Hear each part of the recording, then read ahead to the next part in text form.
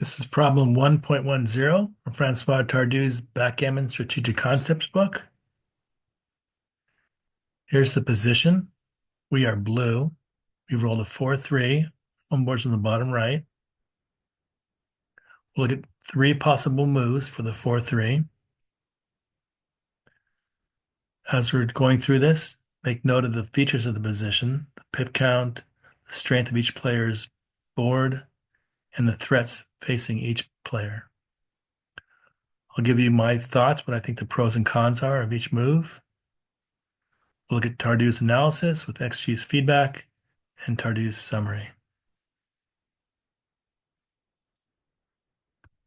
First possible move is to move 20, 16, hit the blot on the 16, and continue on to the midpoint, like this. It sends white's checker to the bar. It loses our advanced anchor. Now we have a blot where we used to have an anchor. It runs that checker to the safety on the midpoint.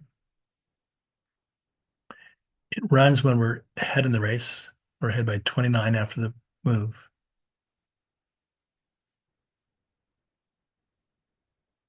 Second possible move is 9-5-8-5, making the 5-point.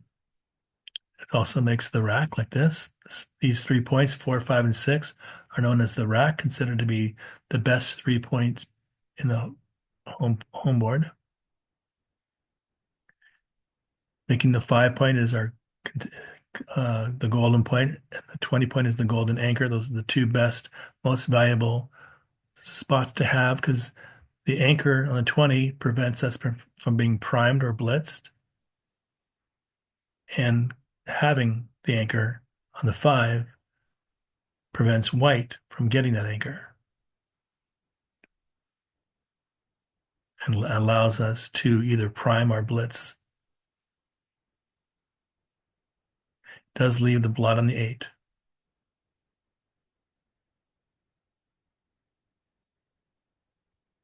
Third possibility is to bring 2 down from the midpoint, 13-10, 13-9, like this.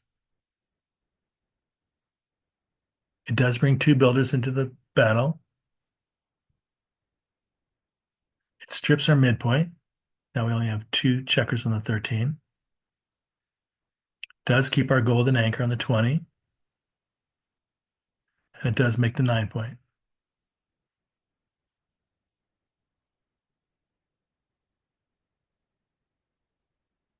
Here are the 3 final positions for each row.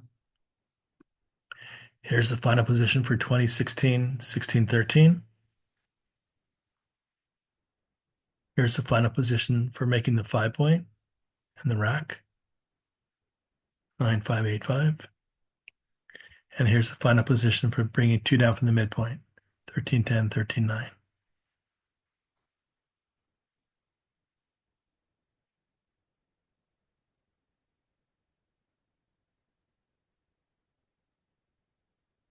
Think about those moves. Think about the final positions they look like. And which move would you make?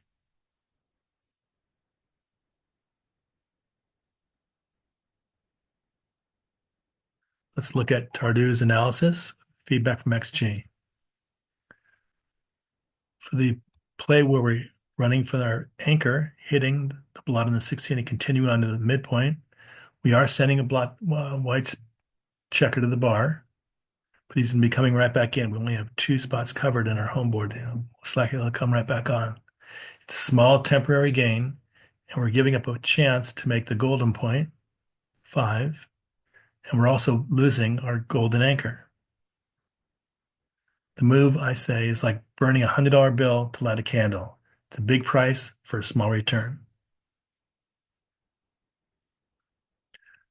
Second roll, bringing 2 down from the midpoint, does bring 2 checkers down for the battle, does keep our valuable golden anchor back here, the 20-point, but it passes up the opportunity to make the 5-point in the rack.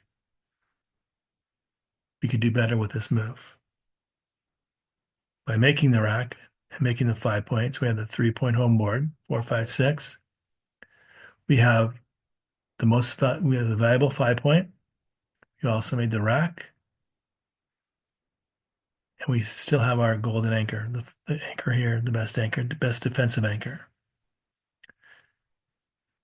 If white can't deliver with the great dice on his next roll, the combination of these three factors, the two anchors, the rack, give us an opportunity to, and also the opportunity to improve further, give us enough of an advantage to send the cube and double him, double white. Tardieu says, in the opening, always bear in mind that the play that gets you closest to sending the cube is often the correct choice and the one that will maximize your equity, make your board more valuable. We modify the position, move white's anchor from the 1 point to the 2, so that if we make the 5 point, we'll leave a direct shot on the 8 point. It's now safer to bring two builders down from the midpoint and not leave that direct shot.